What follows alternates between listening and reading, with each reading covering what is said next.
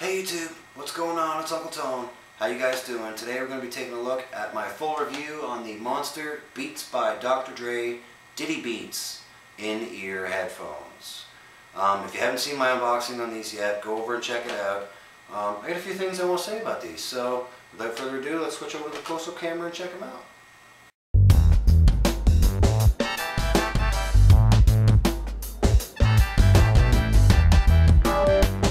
Okay, cool beans guys, here we go with my review on the Monster Beats by Dr. Dre Diddy Beats in-ear headphones. First we'll go over the basic design features with you guys, and then we'll get into what I think of them as far as sound quality goes, okay?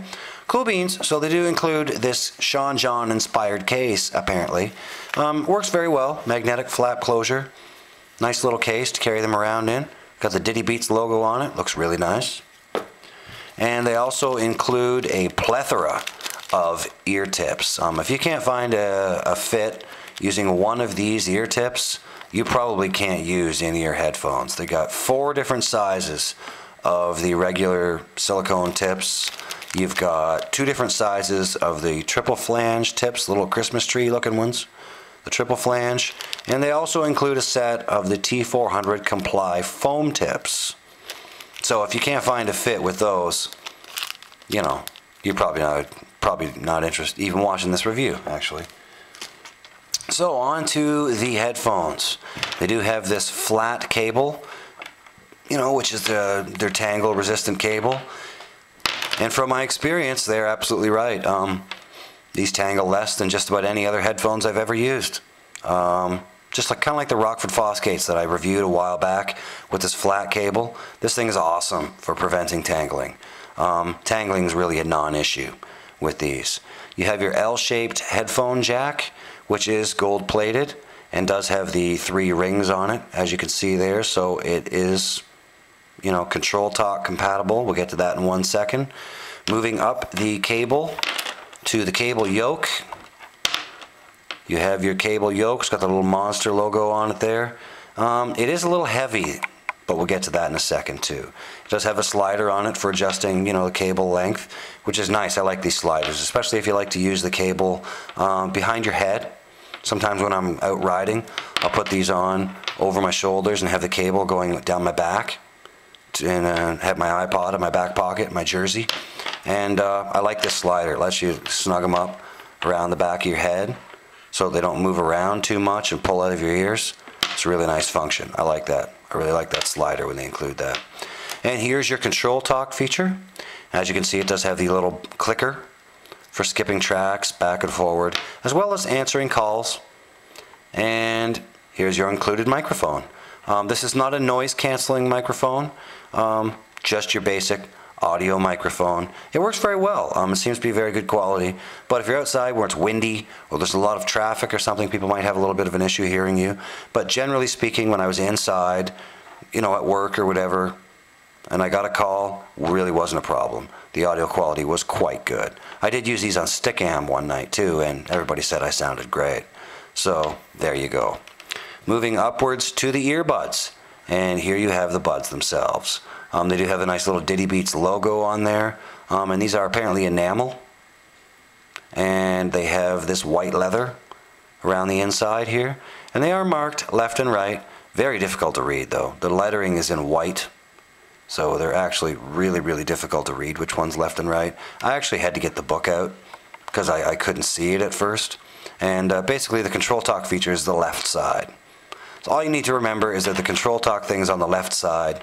When you pull them out, it's like, oh, this one's on the left side. Boom. Control talk goes in your left ear, this one goes in your right ear, and you're good. So the control talk actually is a more useful feature on them than having them labeled left and right, because it just, you know, remember this is on the left side and you're good to go. They are fairly large earbuds. They're a little bit larger than your average earbud. So if you have small ears, you might have trouble fitting them in your ear, like I did. They tend to slip out of my ear a little bit. They were slightly uncomfortable to get into my ear because they are, you know, kind of a little bit on the large side. When I was using the triple flange tips, they actually went into my ear more than using the Comply tips, and they stayed in my ears better that way. but I found it a little bit uncomfortable because they seemed like they were a little bit too deep in my ears. So I didn't really find that particularly comfortable. So, on to the sound quality. What did I think of them after I used them for a little bit? Well, when I first plugged them in, I was impressed immediately by the bass. As you would expect from Monster and from Beats, these have plenty of bass. And it is a very rich, powerful bass. Not so much that it overwhelms everything, although in some particular genres of music, it does overwhelm it a little bit. But generally speaking, I haven't heard bass like this in headphones before. Even the Rockfords with the 15mm drivers didn't have quite this rich and powerful a bass. And I think part of the reason you're getting that is these oversized housings on the earbuds. Just the way they're shaped and everything allows the bass to kick back a little bit before it goes out to your ear.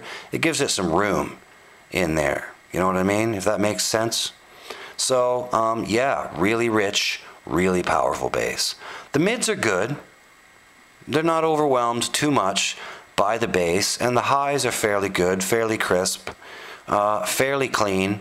But to be perfectly honest with you guys, these come in at $179 here in Canada. I'm not sure what they are US. 169, 159, 169. I'm not really sure. They're probably a little bit less, but you're paying a premium price here. But these are pretty much the same price as the regular Monster turbines. If I had to choose between these and the regular Monster turbines, I would go with the Monster turbines. And I'll tell you why. I prefer a more well-balanced pair of headphones that sound great on a wide variety of genres of music. And I would say these are more inclined to modern music, hip-hop, rap, you know, techno, that kind of thing, modern pop that's very bass influenced. These sound great for that. But you get into, you know, some rock or some jazz, they don't really sound too great at all. There's too much bass, really, for the jazz and the rock to really shine. Rock has bass, yes, but it also has very well-defined mids in rock. And that was the particular genre I noticed where the bass tended to kind of overwhelm the mids a little bit. Vocals are crisp and clear across the full spectrum of music that I listen to, but the mids in the rock genre kind of suffered a little bit. And the only other issue I had with these guys was this cable yoke. This cable yoke is quite heavy, as I said earlier. If you're using these when you're active, it'll kind of bounce around, you know what I mean, as you're running or walking or cycling or whatever you may be doing with it, working out, you know, pumping your weights, lifting your iron, pumping up, you know. It'll bounce around a little bit, and if you have to use the included shirt clip to clip it to your shirt to prevent it from bouncing, otherwise it will pull the earbuds out of your ear, which I found to be kind of annoying. One morning at work, they slipped out like 4 times in an hour, and I had to put them back in again. So that was a bit of a drag for me too. So basically, if you like to summarize, if you like modern genres, hip-hop, rap, that kind of thing, you'll probably like these quite a bit. Just make sure you use the included shirt clip to clip it onto your shirt so they don't fall out. If you're like me and you like a wide variety of music, I will quite often just put my iPod on shuffle. I have a wide variety of music on my iPod. Everything from Miles Davis to Dragon Force, Silverstein, you know, some hip-hop on there, some Eminem, some Lil Wayne, you know. And I'll just put it on shuffle, and I'll just let it play through all these various genres of music. And that really lets me get a feel for how headphones really sound. Plus, I don't like listening to the same particular genre of music constantly. Loving music as much as I do, I like a lot of different kinds of music, so shuffle's a big feature for me. Thumbs up for shuffle. So there you go, guys. That's pretty much my review on the Beats by Dr. Dre Diddy Beats. They're not bad. So, you know, like I said, if you're into modern genres, you'll probably love them. If you're more like me and you like well-rounded, well-balanced headphones, you're probably better off going with the Monster Turbines, which are still my favorite earphones at the $200 price point. Favorite in earbuds, anyway.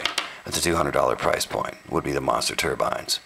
So there you go, guys. That's it. I'm going to wrap it up. Sorry if my voice was a little croaky. I'm still not quite over this cold yet. Seems to be hanging on. Not real happy about it, but thanks for watching, guys. We'll see you in the next one. Cool beans. Rock on.